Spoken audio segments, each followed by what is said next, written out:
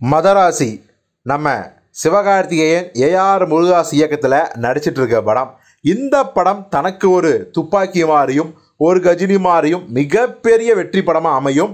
நம்ம தமிழ் சினிமாவில் அடுத்த கட்டத்துக்கு போயிடலாம், அதாவது மாஸ் ஆக்ஷன் ஹீரோ அப்படிங்கிற உயரத்தை அடைஞ்சிடலாம் அப்படிங்கிற ஒரு கணக்கு போட்டு தான் சிவகார்த்தி நடிச்சிட்டு இருக்காரு.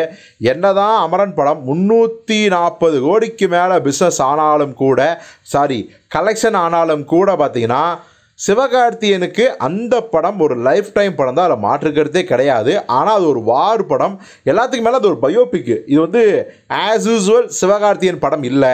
அதனால் இதே பிஸ்னஸாக சிவகார்த்தியனுக்கு அடுத்தடுத்த படங்களில் இருக்கும், அப்போல்லாம் நம்ப முடியாது அப்படின்னு அவருடைய ஹேட்ரஸாக ஒரு பக்கம் சொன்னாங்க.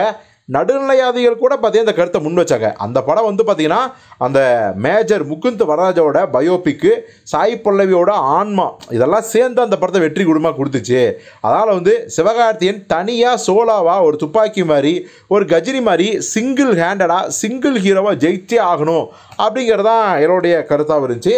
ஸோ அதனாலேயே சிவகார்த்தியன் ஏஆர் முருகாஸோட மதராசி படத்தை ரொம்பவே பெருசாக நம்பியிருக்கார்.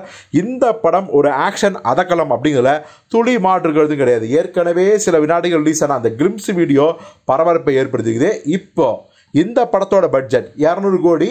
இந்த படத்தோட ஹீரோயின் நம்ம ருக்மணி வசந்த், வேற லெவல் ஹீரோயின்.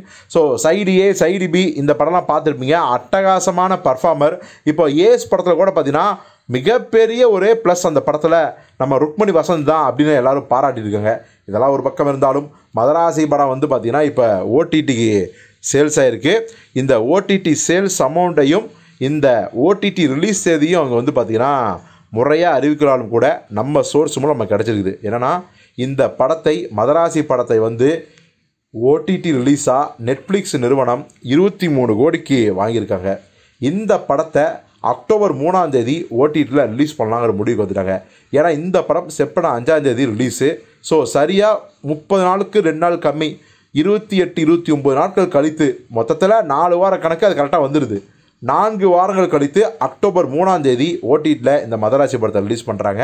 ஸோ நெட்ஃப்ளிக்ஸு அந்த ரைட்ஸ் 23 கோடி, ரிலீஸ் அக்டோபர் 3 அப்படிங்கிறது தான் மதராசி படத்தின் 2 அப்டேட்ஸ். இந்த அப்டேட்ஸை நீங்கள் எப்படி பார்க்குறீங்க அப்படிங்கிறத கமெண்ட்டில் சொல்லுங்கள்.